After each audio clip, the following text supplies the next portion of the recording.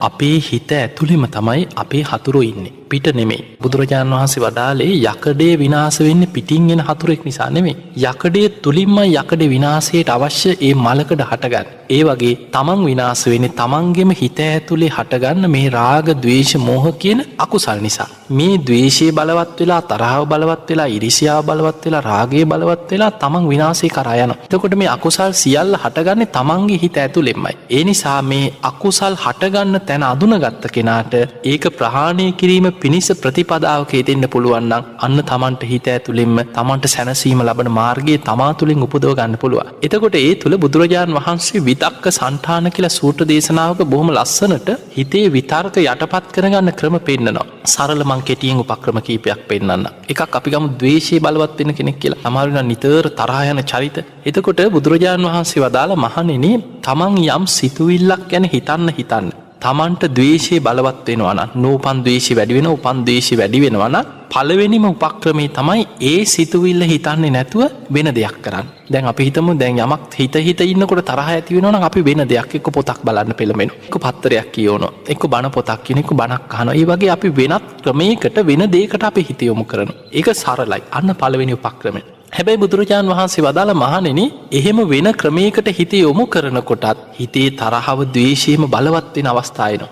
එතකොට පළවෙනි උපක්‍රමයේ හරියන්නේ නැහැ. එතකොට මොකද කරන්නේ? ඒකේ ආදීනව සිහි කරන්න පටන් ගන්න කියනවා. පිහිට මෙහෙම අපිට හැම වෙලෙම තරහකාරයෙක් ගැන මතක් වෙනවා. අපිට කරපු අහිංසා, පීඩා කවුරු හරි බැන්නා නම් මට මෙහෙම කරා කියලා ඒකම මතක් වෙනකොට අපි මේක අමතක කරගන්න හිතාගෙන පොතක් කියවුවා කියලා. දැන් පොත ඇතුළේනු තරහකාරයම ඇවිල්ලා පේන්න. ටීවී එක බලාගෙන ඉන්නකොට රූපවාහිනියනු තරහකාරයක් පේන්න පුළුවන්. ඒ කියන්නේ අපි වෙන උපක්‍රමයකට හිත ගත්තට එතනම මැවි තරහම පේනවා. ඒ කියන්නේ ඒ තරමට දැන් මේක බලවත් වැඩි. එතකොට ආදීනව මෙනෙහි කරන්න කියනවා. ආදීනව සිහි කරනවා කියන්නේ අපි හිතනවා මේ ද්වේෂය නිසා මං කොච්චර අපායේ ගිහිල්ලාද? තරහව නිසා මං කොච්චර සසරේ දුක් විඳලා ඇද්ද? සමහරලාට පිහියනුම් කාලා ඇති, මරුන් කාලා ඇති මේ ද්වේෂයෙන් ගත්ත තීරණ නිසා මං කොච්චර සසරේ දුක් විඳලා ඇද්ද?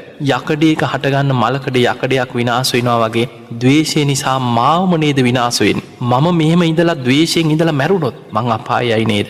අන්නේ විදිහට තමන් ගැනම ආදීනව මෙනෙහි කරලා ද්වේෂ හිත නැති කරගන්න කියලා අන්න දෙවනි උපක්‍රමයේ පෙන්නන. හැබැයි බුදුරජාණන් වහන්සේ වදාළ මහණෙනි සමහර පුද්ගලයෝ ඉන්නවා ඔය උපක්‍රමේ හරියන්නේ නැහැ. ඒ තරමට ද්වේෂය වැඩි. ඒ කියන්නේ සමහරව ඉන්නවනේ මෙහෙමනේ මං අපායේ ගියත් කමක් නැහැ. එහෙම කොටසක් ඉන්නවා. ඒ කියන්නේ අර තරහා හිතට ඇති වුණාට පස්සේ කෙලෙස් බලවත් වුණාට පස්සේ යා හිතනවා තරහකාරයාගෙන් පලි අරගෙන මට මොනවා වුණක් කමන්නේ. මම මරාගෙන මැරෙනවා. මම මුංග මරලා අපායේ ගියක් කමන්නේ. එහෙම හිතනා ඉන්නවා. එතකොට එයාට ආදීනව සීකලා වැඩක් නැහැ. මොකද එයා අපාය යන්නත් කැමති. එතකොට ඒ මට්ටමට ද්වේෂය බලවත් නම් බුදුරජාණන් වහන්සේ වදාලා තවත් උපක්‍රමයක් තියෙනවා. ඒ උපක්‍රමේ තමයි ආපස්සට හිතලා බලන්න කියන. මුලට හිතාගෙන යන්න මේ තරම් ද්වේෂයක් මට ඇති වුණේ කොහොමද? දැන් අපිට වෙන අරමුණකට හිත යොමු කරලා අතහැර ගන්නත් බැරි.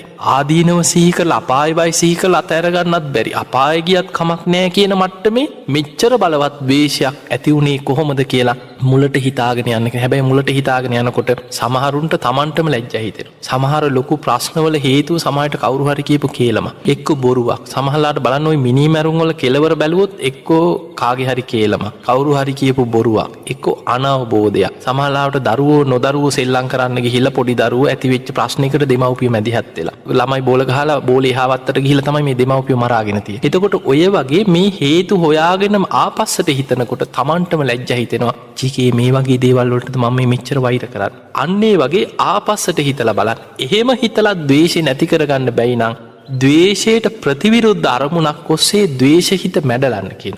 ද්වේෂයට ප්‍රතිවිරුද්ධ අරමුණ තමයි මෛත්‍රී. මෛත්‍රී සිතෙන් ද්වේෂහිත මැඩලන්න කියන.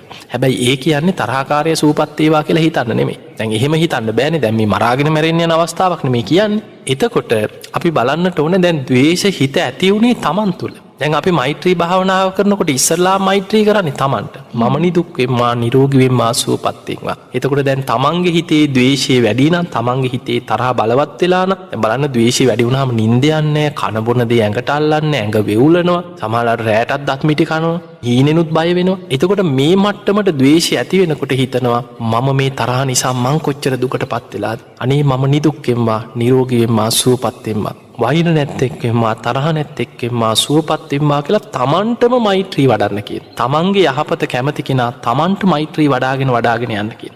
අන්න එතකොට ද්වේෂහිත මෛත්‍රිය ඔස්සේ මැඩල ගන්න පුළුවන් කියන. එහෙමත් බැරිනම් බුදුරජාණන් වහන්සේ වදාළ අන්තිම උපක්‍රමේ තමයි දිව උඩුතල්ලට තියලා තද කරගෙන දත් හපාගෙන තමන්ගේ කෙලෙස් සහිත හිතට තමන්ම ගරහ කරගන්න කියන. බනින්න කියන්නේ තරහකාරයට නෙමෙයි අපි බනින්නේ තරහකාරයට. බුදුරජාණන් වහන්සේ පෙන්නන්නේ හතුරයින්නේ තමන් තුල. ඒ නිසා තමන්ගේ හිතට තමන් බැනගන්න කියනවා ඒ හිත උඹ මාව අපායට ගෙනියන්න හදන්නේ. ඒ හිත උඹ මාව නොමග ගිහිල්ලා උඹ මාව දුගතිය හිලන්නද හදන්නේ. මේ සසරේ කොච්චරනම් නුඹ මාව දුගතියට ඇදලා දාන්න නැද්ද කියලා තමන්ගේ හිතට තමන් බැනලා ගරහ කරලා තමන්ගේ හිත මැඩලා ගන්න කියන. එතකොට අපිට පේනවා තරහකාරයා ඉන්නේ තමන් තුල. අපි දුක් විඳින්නේ, අපි හඬන්නේ, අපි වැළපෙන්නේ, අපි සසරේ දුක් විඳනනම් මේ සියල්ලට හේතුව තමන්ගේ හිතේ තියෙන රාග, දේශ, මෝහ ආදී අකුසල් තමන්ට පාලනය කරගන්න බැරි වීම. ඒ නිසා තමන්ගේ හිත පාලනය කර ගැනීම පිණිස ධර්මානුකූල මේ උපක්‍රම යොදන්න පුළුවන් නම් බොහෝ දුරට තමන්ගේ හිත සැනසීමක් උදා කරගන්නවා කියන එක තමන් තුළින්ම මතු කරගන්න පුළුවන් කාරණය.